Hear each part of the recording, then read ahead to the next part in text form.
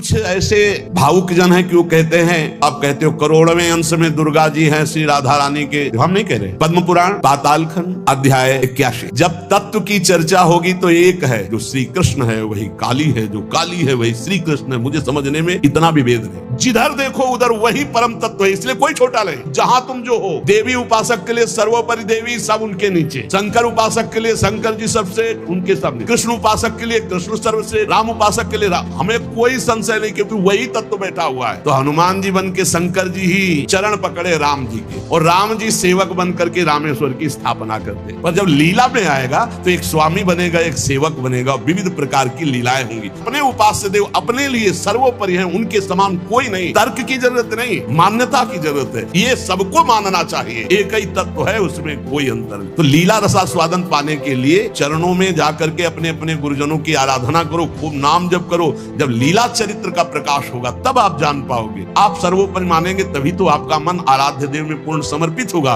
और जब आप अनुभव करेंगे तो सब रूपों में मेरा ही आराध्य देव है, ऐसा आपको अनुभव होगा। एक प्रश्न किसी ने किया कि आप जो प्रायः ये कहते हैं कि श्री जी सर्वोपरि और उन्हीं के अंश से दुर्गादि शक्तियां हैं, तो मुझे चुभता है कि जैसे आपकी इष्ट राधा महारानी है, ऐसे हमारी इष्ट माता जी हैं। तो आप कहते हो करोड़वें अंश में दुर्गा जी हैं श्री राधा रानी के, तो हमको भी तो चुभता है कि आप कहते हो, हम नहीं कह रहे। तस्मात् शास्त्रम प्रमाणन्ते कार्याकार्यो व्यवस्थित हो। पहली बात तो हमारी श्री जी क्या है, जब हम श्री जी से चित्त जोड़ेंगे तब पता चलेगा। और दूसरी बात है कि जो शास्त्रों में लिखा है उसे, पद्म पुराण पाताल खंड अध्याय 81,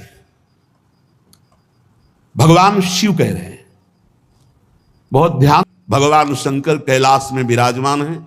देवर्षि नारद जी, शनकादि बड़े बड़े महापुरुषों की सभा लगी हुई, उस सभा में कह रहे हैं। नारद जी को संबोधन करके भगवान शिव कह रहे हैं, हे नारद जी, ये जो श्री कृष्ण प्रिया राधा है, ये महाचैतन्य शक्ति स्वरूपा जितनी भी देवियां हैं, ये सब इनके अंश से प्रकट हुई है। ये अंतरंग विभूति हैं, इसीलिए इनको कोई जानता नहीं। अत्यंत गोपन तत्व हैं, इसीलिए इनका एक नाम गोपी है। श्री कृष्ण सदैव इनकी आराधना करते, इसलिए नाम इनका राधा है। और ये सदैव श्री कृष्ण की आराधना में रहती, इसलिए इनका एक नाम राधिका है। ये और श्री कृष्ण दो नहीं है, श्री कृष्ण में राधा है, राधा में श्री कृष्ण है। ये राधा परा देवता है। जितनी भी लक्ष्मी आदि शक्तियां सब इन्हीं के अंश से हैं। आपको भगवान का आह्लाद कहा गया है, आह्लाद। और जब मूर्तिमान ये हुई तो राधा कह गई, किशोरी जी कह गई। और तत्कला कोटि कोटि अंशा, भगवान शिव बोल रहे हैं, तत्कला कोटि कोटि अंशा दुर्गाद्य त्रिगुणात्मिका। दुर्गा आदि जितनी त्रिगुणात्मिका दैवी शक्तियां हैं, ये इनके कला से करोड़वें अंश में प्रकट है। ये ही प्रकट है, पर करोड़वें अंश में प्रकट है। हम नहीं कह रहे, ये भगवान शिव कह रहे हैं। जो राधा कृपा कटाक्ष पढ़ते हैं वो पढ़ के देखें, आखिरी में भगवान शिव कह रहे हैं, क्रियेश्वरी मखेश्वरी स्वधेश्वरी त्रिवेद भारतीश्वरी प्रमाण शासनेश्वरी। हमारे यहाँ सुधा निधि में महाप्रभु हरिवंश चंद्र जी कह रहे हैं, प्रेमणा सन्मधुरोज्ज्वल हृदय संगार लीला कला वैचित्री परमावधिर भगवता पूज्य विकापी शता ईशानी च सची महासुख तनु शक्ति स्वतंत्रा परा श्री वृंदावन नाथ पट्ट महिषी राधयु सेव्यामम। बोले तत्कला कोटि कोटि अंशा, कला कुछ शिव तत्व है, पढ़े हैं। जैसे आप कहा भगवान शंकर ने चिद चिद लक्षणम सर्वम राधा कृष्णमयम जगत, ऐसे कहा गया है, हे भगवती हे भगवान, आपसे ही सृष्टि प्रकट है शिव पुराण में। क्योंकि जितनी माताएं वो सब भगवती हैं, और जितने पुरुष हैं वो सब हे भगवान शिव, आपका ही स्वरूप है। चराचर जगत शिव और पार्वतीमय है। भगवान का ऐसा लिंग प्रकट हुआ शिव जी का कि 100 कल्प तक ब्रह्मा जी उतरते चढ़ते रहे, पार न पाया। फिर भगवान विष्णु उसमें पढ़ना शिव पुराण में, हम तो पढ़ करके बात कर रहे, आर पार नहीं पाया। भगवान शिव से ही नारायण का प्रादुर्भाव होता है, भगवान का प्रादुर्भाव होता है, भगवान शिव से ही ब्रह्मा का प्रादुर्भाव होता है। जब देवी भागवत पढ़ो तो सब कुछ देवी जी से प्रकट हुआ। तो क्या झूठा है क्या? पुराण कोई झूठे हैं क्या?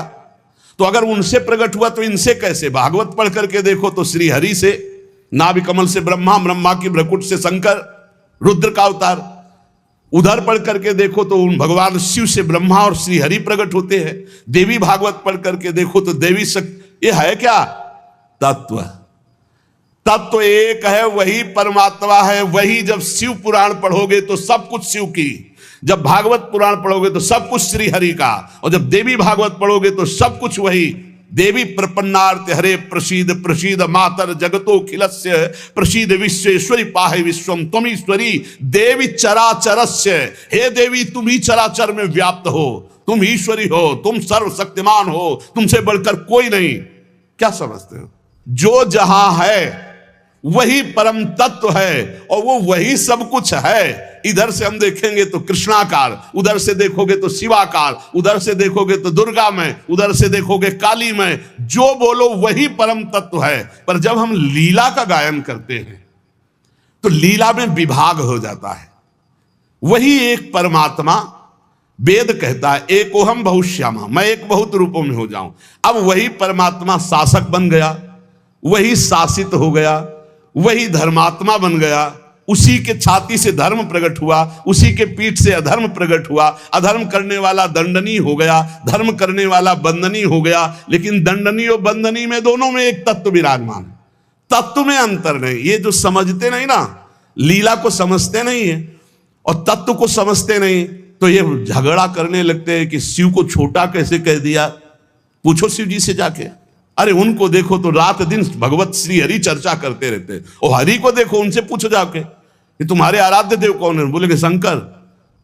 हरि से पूछो कि तुम्हारा गुरु कौन, बोले शंकर। और शंकर जी से पूछो तुम्हारा आराध्य देव को, बोले हरि।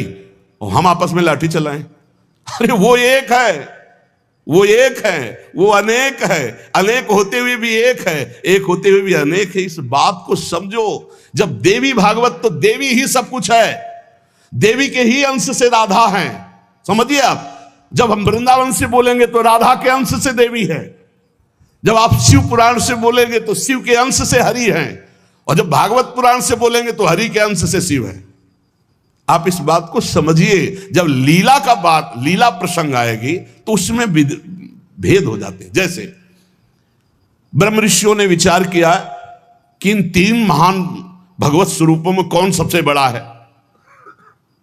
क्या उन ब्रह्म ऋषियों को पता नहीं कि हरि ही ब्रह्मा है, ब्रह्मा हरि ही शिव है। शिव ब्रह्मा और हरि में किंचित मात्र भेद नहीं। स्वयं भगवान बोले मैं ही हर हूं, मैं ही विधि हूं, मैं ही हरि रूप हूं। जगह जगह वर्णन है। लेकिन जब भृगु जी परीक्षा के लिए गए तो ब्रह्मा जी के सामने जाकर ऐसे खड़े हो गए। यह भद्रता है गुरुजनों के सामने ऐसे खड़े होना। ऐसे नहीं खड़े हुआ जाता, ये अभद्रता कही जाती। गुरुजनों के सामने सावधानी पूर्वक हाथ जोड़कर या बहुत नम्र ऐसे। अब वो गए वैसे खड़े हो गए। ब्रह्मा जी ने कहा तो सभा की मर्यादा के विरुद्ध है, पर भृगु जी उनके पुत्र हैं, थोड़ा गुस्सा आया पर शांत रहे। शंकर जी के पास गए, बोले आओ भाई, बहुत दिनों बाद आगमन हुआ भृगु जी से। बोले हम तुम्हारे गले नहीं लगते हैं, परम पवित्र रहते हैं। उठाया त्रिशूल उन्होंने। हमको भृगु जी शांत होकर के वहां, और भगवान हरि के पास गए, सैया में पड़े हुए थे, सीधे लात मारी जाके, सीधे छाती पे लात। भगवान उठे और कहा मुझे पता नहीं था आप आ रहे हो, नहीं आपकी अगवानी करता। और चरण दाबने लगे। बोले आपके चरण बहुत कोमल है, मेरी छाती बहुत कठोर, कहीं चोट तो नहीं लग गई। और आज के बाद जब जब अवतार भी लेंगे तब तक आपका भृगु चरण चिन्ह ये हमारे छाती पे बना रहेगा, ये हमारा बड़ा सौभाग्य हो। आंसू आ गए भृगु जी के। अब आप क्या कहेंगे?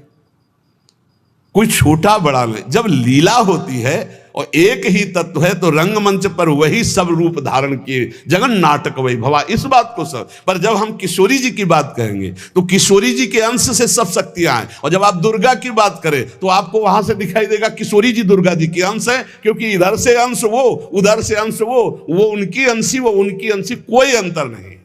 इधर से हम बोलेंगे श्री कृष्ण के अंश से शिव, और जब शिव पुराण में पढ़ोगे तो शिव जी के अंश से श्री कृष्ण। अब इसमें संशय थोड़ी, क्योंकि वही एक तत्व है, विविध प्रकार से लीला कर रहा है। इसलिए भ्रम का तो ध्यान छोड़ दो, भ्रम छोड़ दो। जब जब जैसा अवसर आया वही रूप धारण किए तत्व विराज। पर जब लीला की चर्चा होगी तो माधुर्य रस में ऐश्वर्य का प्रवेश नहीं, भगवान के ऐश्वर्य का प्रवेश नहीं, तो और ऐश्वर्य शक्तियों की तो बात जाने दो। कभी आपको कोई भी शास्त्र मिला हो कि ब्रज में सुदर्शन चक्र का प्रयोग भगवान ने किया या प्रवेश हुआ, तो हमें बताना। कभी दिव्य वैभव का प्रयोग, क्योंकि ये माधुर्य का क्षेत्र है, ये जो ब्रज है ये वात्सल्य माधुर्य। कभी सुदर्शन चक्र से ब्रज में किसी को मारा हो, मुझे तो याद नहीं है। आप लोगों को कोई याद आवे तो हमको भी बता देना, क्योंकि अभी तक तो नहीं पढ़ा है। आगे अगर किसी को लगे, दूध पीते हुए पूतना को मारा, प्रवेश करके अघासुर को मारा, फाड़ के बकासुर को फेंक दिया, और उसका पैर पकड़ के धेनुकासुर को मारा, बस यही थप्पड़ घूसा इसी से पहुंचा दिया है। ना तो कौमोदकी गदा आई है, ना प्रभु की तलवार आई है, ना यहां सुदर्शन चक्र आया है, ना यहां दारुक सारथी रथ लेके आया है। ये ऐश्वर्य नहीं, ये प्रेम देश है, ऐश्वर्य का प्रवेश नहीं है यहां। और जहां कहीं ऐश्वर्य का कुछ दिग्दर्शन कराना चाहा तो वहां वात्सल्य ने डांट लगा दी है। जैसे मुख में जब मिट्टी खाई हो ऐश्वर्य दिखाना शुरू किया तो वात्सल्य ने डांटा है, यहां नहीं। तो तुरंत मैया को लगा है मेरी आंखों का दोष कोई है, ये तो मेरा लाला है, ऐश्वर्य का। अब जब निकुंज की बात आती है तो इसमें तो बिल्कुल ऐश्वर्य का प्रवेश नहीं है। ब्रज में तो आप थोड़ा ऐश्वर्य की झलक दिखा दिए, अंतर ध्यान हो गए, लेकिन निकुंज में कहीं नहीं कि अंतर ध्यान की लीला एक बार भी हुई हो। निकुंज में बताना पूरे वाणियों को पढ़ करके। अब जो निकुंज रस है इसमें कहीं वर्णन नहीं है कि अष्टभुजा का प्रवेश है या षोडश भुजा का। हमारी ही श्री जी सब अंशों से है, लेकिन ऐश्वर्य रूप नहीं, ये महामाधुर्य रूप है। इसी महामाधुर्य की महिमा की हम उपासना करते तो हमारे लिए हमारा उपास्य देव सर्वश्रेष्ठ है। और जब उपास्य देव की सर्वश्रेष्ठता की लीला में देखते तब ये वर्णन आता है कि अनंत शक्तियां, देखो भगवान शिव ने स्वयं वर्णन किया कि ये जो अनंत शक्तियां तत्कला कोटि कोट्यंसा दुर्गाद्यस्त्र गुणात्मिका। अब देखिए वही प्रभु है शक्ति, वही है शक्तिमान, किंचन मात्र अंतर नहीं। लेकिन प्रभु आदेश करते हैं कि मैं अब अवतार लेने जा रहा हूं, भागवत में पढ़ के देख लेना। तुम हे महाशक्ति बलराम जी का कर्षण करके रोहिणी के गर्भ में डालो और मैं स्वयं अवतार लो। तुम जाकर नंद बाबा के यहां कन्या रूप से पूरी लीला पढ़ के देख लो।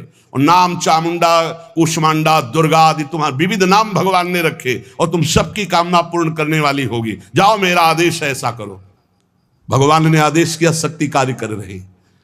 भगवान की प्राप्ति के लिए उसी शक्ति की आराधना कात्यायनी रूप से गोपिकाएं करते हैं कि मुझे श्री कृष्ण पति रूप में प्राप्त हो। उसी शक्ति की आराधना सीता जी गौरी पूजन करती है। और सीता जी कौन है?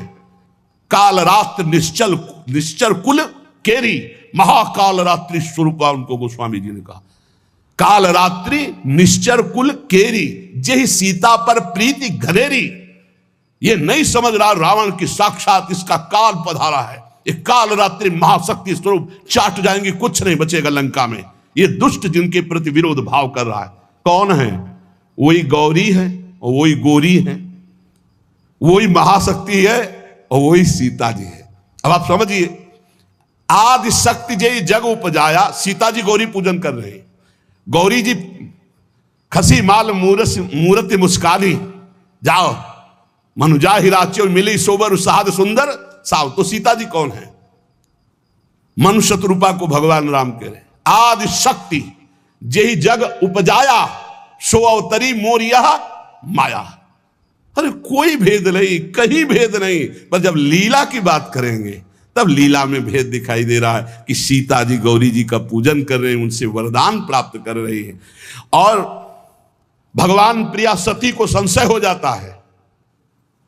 लीला भेद देखो कि ये राम जी कैसे सच्चिदानंद में, जब हे खग हे मृग हे मधुकर श्रेणी, पूरा प्रसंग पढ़ करके देखो आप। और है कौन? या देवी सर्वभूतेषु बुद्धि रूपेण संस्थिता। जब लीला में देखोगे तो तत्व की बात भूलना पड़ेगा, तभी स्वाद आएगा। और जब तत्व देखोगे तो शांत रस आएगा। ये दास्य वात्सल्य सख्य ये रसों का स्वाद नहीं मिल पाएगा। उसमें एक ही तत्व है, तो वह समझ में आ रहा है वही तत्व है। जब लीला में देखोगे तो आपको वही तत्व परशुराम है, वही तत्व राम जी हैं। लेकिन राम जी के आगे परशुराम जी घुटने टेक कर जय जय जय रघुकुल केतु, भृगुपति गए तपहि बने हेतु, ये समझना होगा। ये जो आजकल के नए बच्चे हैं ना, ये तर्क वितर्क शुरू कर देते हैं। लीला में तर्क वितर्क नहीं होता है, तत्व में एक ही वस्तु है। तत्व की जब बात करोगे तो आप क्या समझते हो? कितने दिन से तुम दुर्गा जी की उपासना करते हो? बचपन से आराधना, और पूरी अम्मा मान के, पूरी जैसे अपनी अम्मा, पूरा आसक्ति अम्मा, आद्या शक्ति दुर्गा, और पिता भगवान शिव। तुम समझते नहीं हो, जहां हमें भेजा है उस तत्व को, जो समझाया उस तत्व से बोल रहे।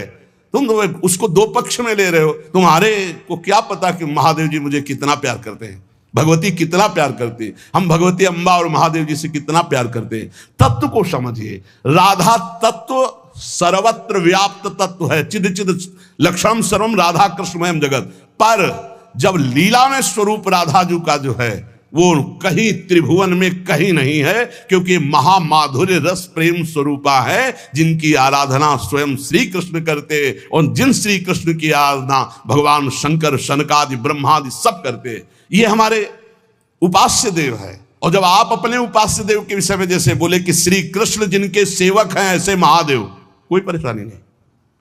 श्री कृष्ण जिनके सेवक हैं ऐसे महादेव, क्योंकि हमें पता है कि तुम जो बोल रहे हो वो सत्य बोल रहे हो, क्योंकि वैसे ही उस तत्व को देखा जाता है। ये तत्व है ही ऐसा कि हम जिस भावना से जैसे देखें वैसे दिखाई देगा। जब हम गणेश स्तोत्र पढ़ते हैं तो सब कुछ गणेश जी बने हुए हैं। जब राम स्तोत्र तो सब कुछ राम, जब कृष्ण सब कुछ कृष्ण, जब नरसिंह तो सब कुछ नरसिंह, जब वाराह तो सब कुछ वाराह, वही बने हुए, दूसरा कोई नहीं। इसमें हमें कोई संशय नहीं है। तुम्हें कितना ज्ञान है? उनके पति हैं शिव ज्ञान समुद्र, वो कह रहे हैं, हम तुम्हें पूरा परिचय के साथ बता रहे।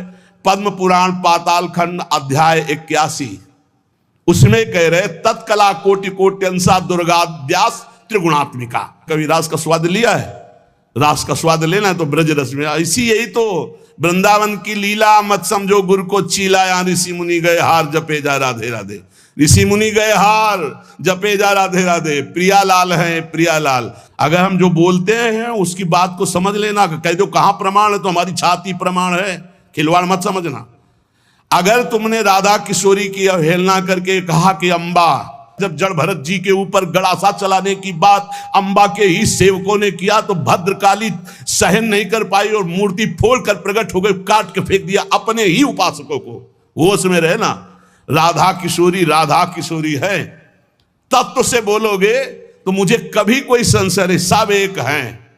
जब लीला में आओगे तो वही स्वामी बनता है, वही सेवक बनता है। जब लीला में देखोगे तो वही छोटा बनता है, वही बड़ा बनता है। वो विविध रूप धारण करके एक ही तत्व खेल रहा है, इसमें संशय नहीं। पर जब लीला का रसास्वादन करते तब आप उसमें संशय मत करो। वो विविध लीलाएं, वही गोपी बना है, वही श्री जी बना है, वही वृंदावन बना है, और वही प्रीतम बना है, और वही खेल रहा है। वही नरक बना है, वही अधर्म बना है, वही दंड विधान बना है, वही रोग बना है, वही विविध प्रकार की यातना बना है। समझो ना, जो नरक भी वही बना। तो जब नरक नहीं था तब कौन था? श्री कृष्ण। और जब नहीं रहेगा तब कौन है? श्री कृष्ण। तो बीच में जो भास रहा है नरक, वो है कौन? श्री कृष्ण। अब ये जान जाओ तो नरक ही नहीं है, परम पद के अधिकारी हो गए। जब यही नहीं जान रहे तो वो दुखप्रद है, अगर जान गए तो वो सुखप्रद है। अगर जानकारी का भी विस्मरण हो गया और सच्चिदानंद में स्थित तो आप ही वो हो। जानत तुम्हें हो जाए। तुम भी वही हो जो शिव, जो कृष्ण। जब तत्व में आओगे तो तुम भी वही हो, कोई किंचन मात्र अंतर नहीं। वही एक परमात्म तत्व विविध रूप में खेल रहा। चिद चिद लक्षणम सर्वम राधा कृष्णमयम जगत ईशावास्यमिदं सर्वम यत् किंचे जगत्याम जगत। और सच्ची मानो बिना भजन के समझ नहीं सकते रे। हमारी भाषा समझ ले।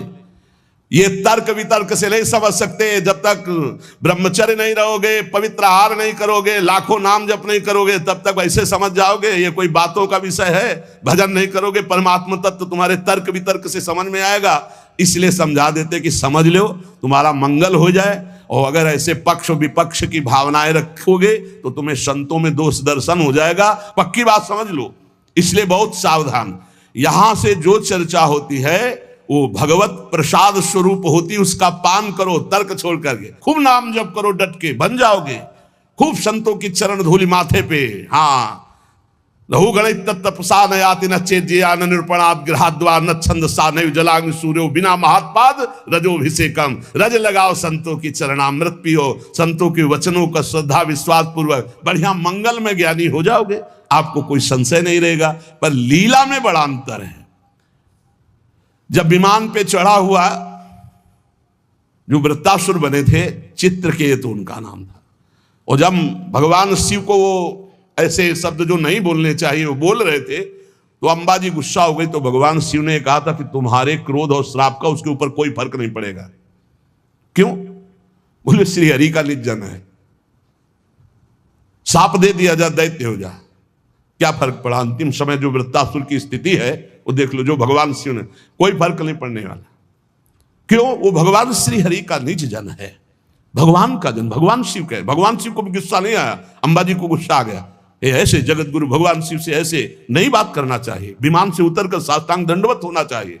त्रुटि है तो भगवान शिव ने कहा त्रुटि होते हुए भी श्री हरि का, इसलिए इसके ऊपर कोई फर्क नहीं पड़ेगा। और नहीं बना वृत्तासुर मिला तो ऐसा वृत्तासुर बना, हाहाकार त्रिभुवन में मच गया, होश उड़ गए देवताओं के। तब दधीच की हड्डियों से वज्र का निर्माण हुआ। जब देखा कि हाथ में ऋषि का जो अस्थि पंजर, उसी से वज्र का निर्माण हुआ है, तो कहा देवराज ये मत सोचना मैं वज्र से डर रहा हूं, रुक जाओ। भगवान हरि से बात की, जैसे छोटा सा बछड़ा अपनी माँ की, जैसे घोंसले में बिना पंख उगे हुए बच्चा चिड़िया का अपनी माँ का, जैसे परदेश गए हुए पत्नी अपने पति का चिंतन, हे नाथ ऐसे ही हमारी वृत्ति आप में लगी रहे। और आज चलाओ, ये अमोघ है, चिंता मत करो, ये अमोघ है, मेरे ऊपर चलाओगे विध्वंस हो जाऊंगा, क्योंकि मैं जानता हूं ये क्या स्थिति वृत्तासुर की। अंतिम समय एकदम भगवदाकार वृत्ति जो बड़े बड़े ब्रह्म ऋषियों की होती है, वही महाभागवत वृत्तासुर की। इसलिए हरि सर्वत्र सब रूपों में व्याप्त है, इसमें कोई संशय नहीं। मत्तः परतरम नान्यत् किंचित् अस्ति धनंजय। पर पुराणों में जो है, जहां जिस पुराण की चर्चा वही सर्वोपरि है। अगर देवी भागवत तो सर्वोपरि, उसी से सबका प्रादुर्भाव, शिव पुराण तो सर्वोपरि, उसी से सबका प्रादुर्भाव, गणेश तो उसी से सबका प्रादुर्भाव, आदि गणेश जिसकी पूजा ब्याह में माता पार्वती और भगवान शंकर भी करते हैं। जिधर देखो उधर वही परम तत्व है, इसलिए कोई छोटा नहीं।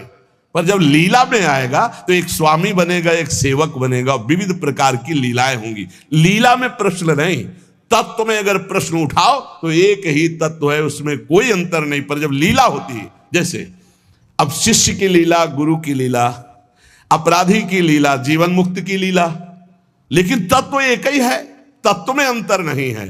अब तत्व का भाव अंदर जब जागृत हो जाएगा तो जानत तुम्हें तुम्हें हो जाए, वो वही बन जाएगा, उसमें कोई अंतर नहीं। पर लीला में अंतर जीवन भर बना रहेगा। तत्वबोध होने के बाद ऐसा थोड़ी कि गुरु के समान जाकर आसन में बैठ जाए।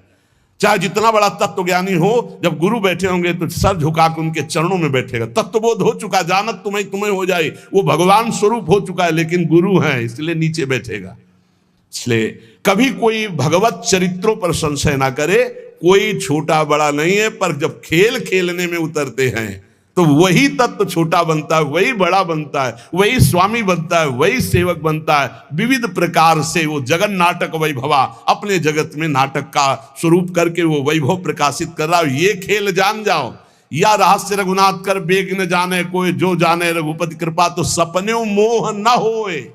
ये जो अज्ञान की बातें करते हैं, इनके अंदर भजन नहीं, इसलिए जान नहीं पाते। प्रवचन धंधा नहीं, प्रवचन है ये जो तुम्हारे हर दुर्गुण दुराचार का नाश करके तुम्हें सतमार्ग में स्थापित कर देगा। ये वो नहीं है, ये कोई धंधा नहीं, ये केवल केवल भगवत प्राप्ति के लिए। और यहां जितनी चर्चा होती है वो सब उसी एक तत्व की होती है। और उसी एक तत्व में कोई स्वामी है, कोई सेवक है, कोई महान है, कोई छोटा है, बस तत्व में अंतर नहीं। आपने लाखों बार सत्संग में सुना होगा कि तत्व एक ही है, इसमें कभी संशय नहीं है। हाँ, जब उसकी लीला चलती तो लीला में भेद है, और लीला रसास्वादन में भेद है, और रस की भाव गरिमा में भेद है। जैसे कोई सखा है तो कोई दास है, कोई गोपी है तो कोई सहचरी है, और अलग अलग भावों से उसी परमात्म तत्व का रसास्वादन हो रहा है अंतर की। इसलिए सब संशय छोड़कर एकमात्र भगवद आश्रित, जहां तुम जो हो, गणेश उपासक के लिए सर्वोपरि गणेश, सब उनके नीचे, देवी उपासक के लिए सर्वोपरि देवी, सब उनके नीचे, शंकर उपासक के लिए शंकर जी सबसे उनके सामने, कृष्ण उपासक के लिए कृष्ण सर्वश्रेष्ठ, राम उपासक के लिए राम। हमें कोई संशय नहीं, क्योंकि वही तत्व बैठा हुआ है। पर जब लीला में देखो तो हनुमान जी बन के शंकर जी ही चरण पकड़े राम जी के, और राम जी सेवक बन करके रामेश्वर की स्थापना करते। लीला में तुम कहां काट सकते हो? लीला में तर्क वितर्क नहीं, एक ही तत्व है, उसमें कोई अंतर नहीं। इसलिए बहुत सावधानी पूर्वक संतों के वचनों को सुना जाए और अपने चित्त में धारण करके भगवदानंद की प्राप्ति की जाए, जिसके लिए हमको अवसर मिला है। कहीं हम इधर उधर दोष दर्शन करके अपने परमार्थ से भ्रष्ट ना हो जाएं, इसे ध्यान से सुन लो। जो जिनकी उपासना कर रहा है उसके लिए वो सर्वोपरि है। सर्वोपरि इसलिए कि वही सर्वोपरि तत्व है, दूसरा कोई नहीं है। पर जो जहां उपासना कर रहा है उसके लिए ये गर्व होना चाहिए कि हमारे उपास्य देव सर्वोपरि हैं। तर्क की जरूरत नहीं, मान्यता की जरूरत है। आप सर्वोपरि मानेंगे तभी तो आपका मन आराध्य देव में पूर्ण समर्पित होगा, और जब आप अनुभव करेंगे तो सब रूपों में मेरा ही आराध्य देव है, ऐसा आपको अनुभव होगा। और यही अनुभव होना परम सत्य अनुभव होना है। इसलिए खूब नाम जप करो, अच्छे आचरण करो, तर्क वितर्क मत करो। लीला अलग क्षेत्र है, तत्व ज्ञान अलग क्षेत्र है। तत्व का बोध होना और लीला में प्रवेश होना, दोनों में बहुत अंतर है। जब लीला की बात आएगी तो तत्व अंतर ध्यान हो जाता है, नहीं तो कैसे ध्यान है? मेरे प्रभु, इस समय मेरे प्रभु को शयन कराना है, मेरे प्रभु को भोग लगाना है, इस समय मेरे प्रभु को मंगलारती, इस समय मेरे प्रभु को जल पिलाना है, इस समय मेरे प्रभु को इत्र लगाना है। ये हम तत्व से थोड़ी देख रहे, हम भाव से देख रहे। भावोत्सवेन भजताम रस कामधेनु। और जब हम भाव से देखते हैं तब हमको ये दिखाई देता है कि हमारी श्री जी के समान केवल श्री जी है, दूसरा कोई नहीं है। क्योंकि दूसरा कोई है ही नहीं। मेरे तो गिरधर गोपाल, दूसरों न कोई। ये हमको देखना, मीरा जी से लड़ना थोड़ी है। कहेंगे करो पूजा भाई, हम परेशान कब कर रहे हैं? हम तो कह रहे मेरे तो गिरधर गोपाल, दूसरों न कोई। उनकी नंद कह रही थी ये हमारी कुल देवी पूजा को, बोले करो ना। बोले नहीं तुमको करना पड़े। बोले हम तो नहीं करेंगे, हमारे तो गिरधर गोपाल, दूसरों न कोई। जाके सिर मोर मुकुट मेरो पति सोई। उनका नहीं करना चाहिए। बोले क्यों करना चाहिए? बोले सुहागवती होती तो विधवा थी। बोले तुमने कुल पूजन नहीं किया क्या? तुम क्यों वैधव्य को प्राप्त हो? बस यही जगह से शुरू हो गया था उसका द्वेष भाव, बहुत प्रचंड द्वेष। तो सच्ची मान लो, हमारी प्रार्थना मान लो, झगड़ा झंझट की भावनाओं का त्याग करके एक ही परम तत्व है। जब लीला में उतरता है तो आप पढ़ के देख लो भागवत में। भरत जी जो जड़ भरत जी के रूप में है, देवी उपासक उनको ले गए और बलि देना चाहते थे। तो जे ही सर झुकाया तो अंबा जी के हृदय में आग लग गई। ऐसे परम निर्मल पुत्र का वध मां सह सकती? हाल करके मूर्ति प्रकट हो गई, काट के फेंक दिए। भागवत में पढ़ के देख लो भाई। वही परम तत्व है जो श्री कृष्ण है, वही काली है, जो काली है वही श्री कृष्ण है। मुझे समझने में इतना भी भेद नहीं, लीला में बड़ा भेद है। लीला में जब आते हैं तो अलग अलग रसास्वादन हो जाता है। तो लीला रसास्वादन पाने के लिए चरणों में जाकर के अपने अपने गुरुजनों की आराधना करो, खूब नाम जप करो। जब लीला चरित्र का प्रकाश होगा तब आप जान पाओगे। और श्री किशोरी किशोर जी का ये अद्भुत विलास, जो भगवान ब्रह्मा सनकादि शिवादि जिसका जस गाते हैं और याचना करते हैं, जो रज शिव सनकादि की याचत। अब कैसे रसमयी ग्रंथों में प्रवेश नहीं तो बाहरी लोग नहीं समझते, पर हम अपने सत्संगी जनों से कहते हैं अपनी उपासना में अपने आराध्य देव के समान कोई नहीं है। ये सबको मानना चाहिए। जब तक मानोगे नहीं,